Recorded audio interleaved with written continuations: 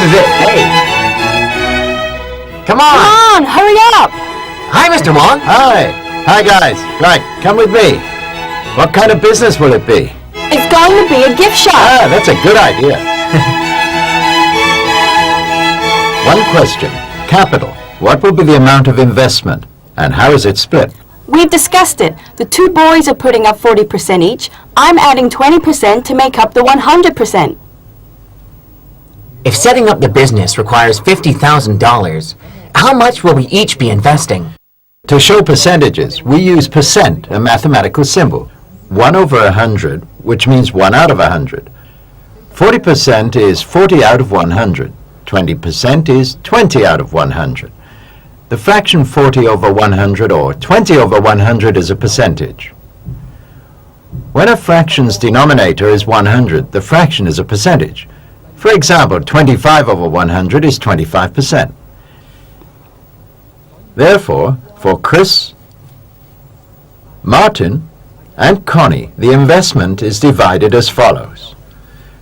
Chris's share is $20,000. Martin's is also $20,000, and Connie's is $10,000. Thanks, Mr. Wong. We hope you'll visit our shop to give us more advice. No problem. Hey, where is it? It's over there. Isn't that cute?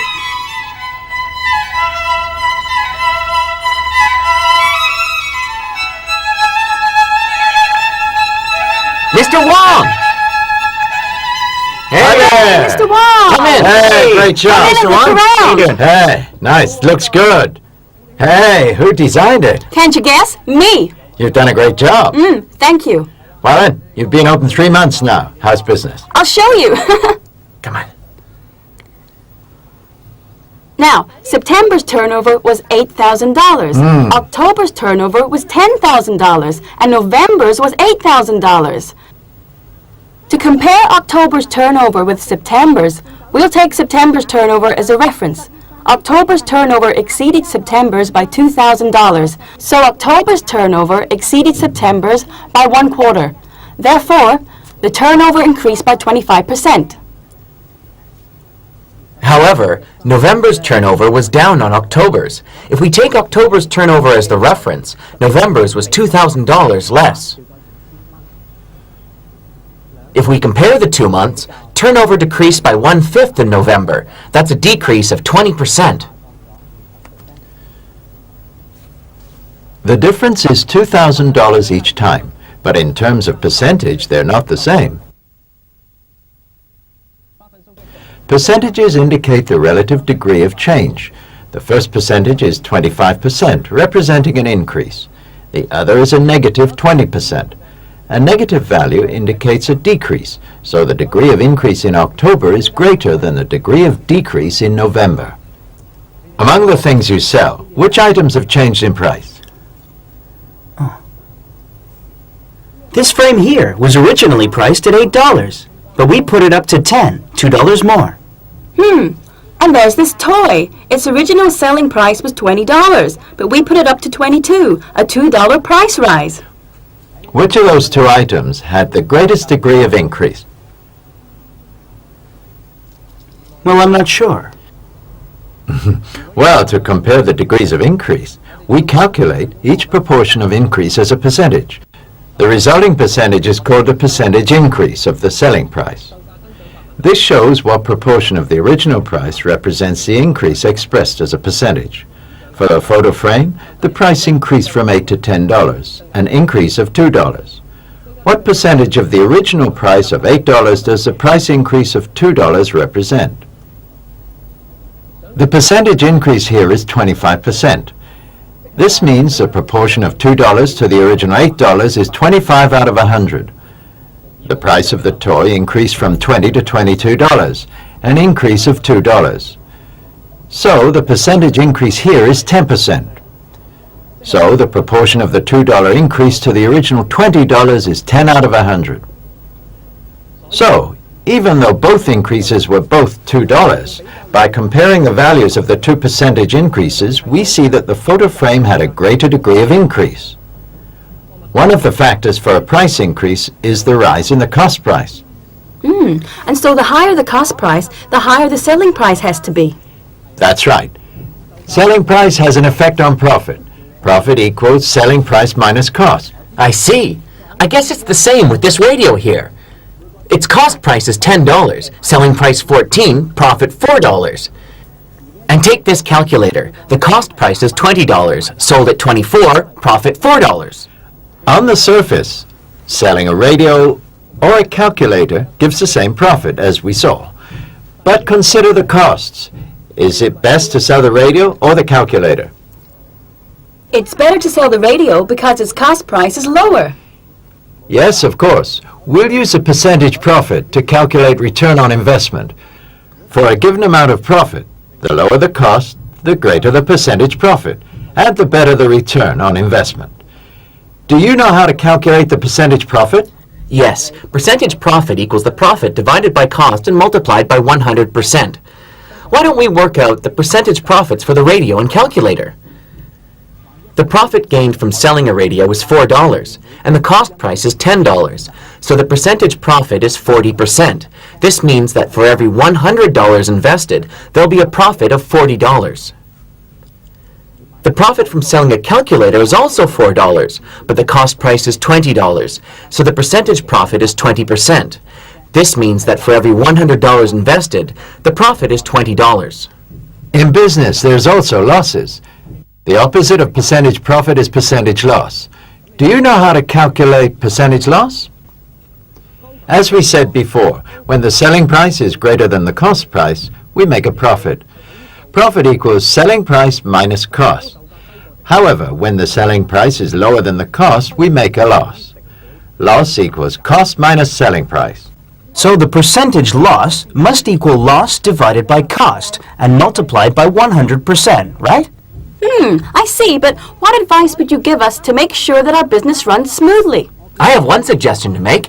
Invest in a good computer system to keep better track on the turnover. Good idea.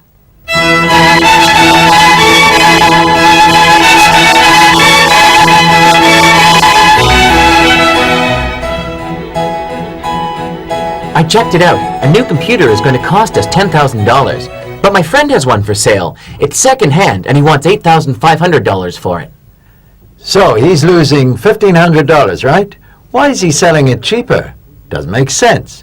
Do you have any idea what this is called? I do. Depreciation. Depreciation? What's that? Depreciation refers to the fact that when a new object is used, it becomes a second-hand item. A second-hand object can't usually be sold at the same price when new, so it's sold at a discounted price to attract the buyer. Connie, what is his friend's percentage loss in the computer sale? Think you can work it out? I'll try. The computer cost $10,000. His selling price is $8,500, so his loss is $1,500. 1,500 divided by 10,000 and multiplied by 100% equals 15%, so his percentage loss is 15%. We can also say that the percentage depreciation of the computer is 15%.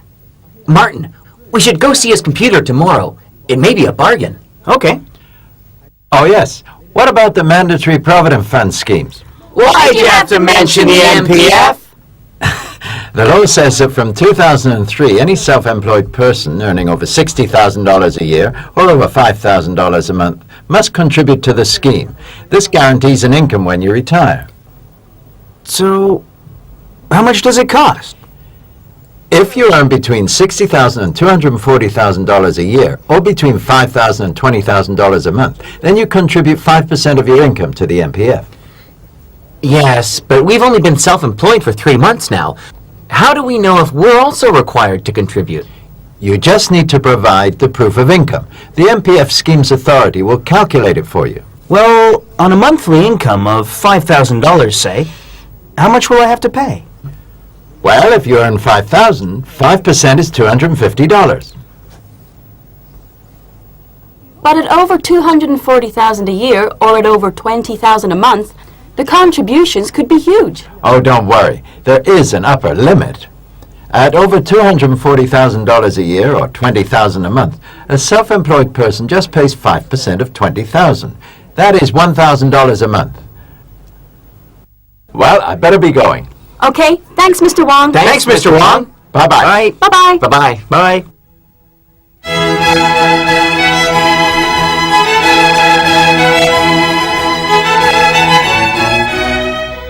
Hey, net profit this year after expenses and salaries is $50,000. Yay, we're rich!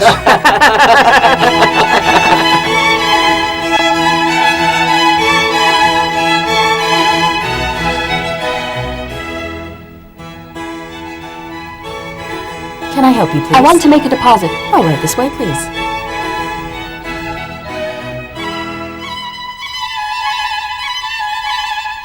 I'd like to put $50,000 into my fixed deposit account for 3 months.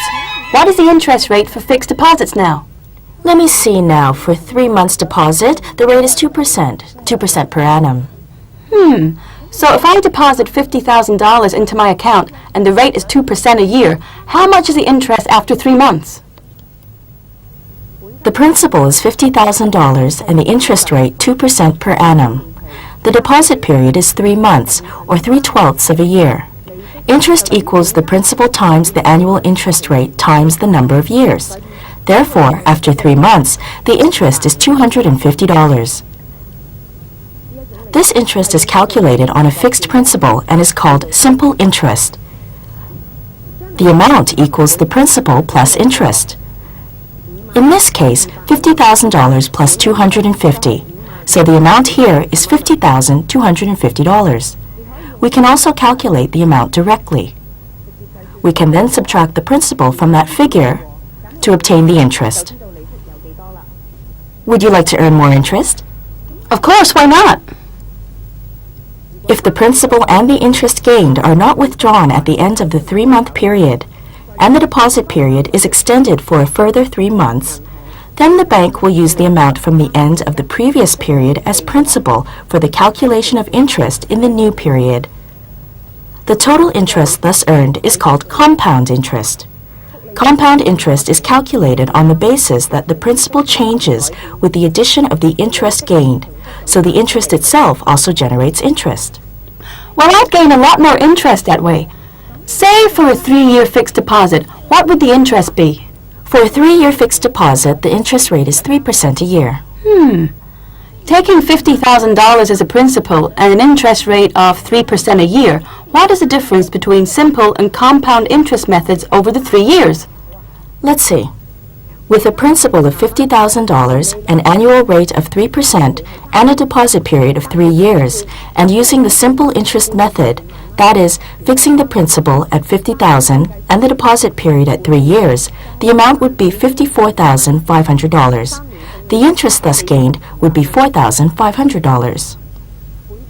Let's take the same $50,000 at the annual rate of 3% and the deposit period of 3 years. Using the compound interest method, interest is calculated each year and the amount is then used to calculate the interest for the following year. After the first year, the amount is $51,500. That $51,500 then becomes the principal for the second year. Thus, the total amount after the second year is $53,045. This amount becomes the principal for the third year. The total amount after the third year is $54,636.35. The interest gained for the 3 years is $4,636.35. So the interest gained with the compound method is greater. You mustn't underestimate it. It's worth calculating the percentage difference between simple and compound interest. A little could really change things.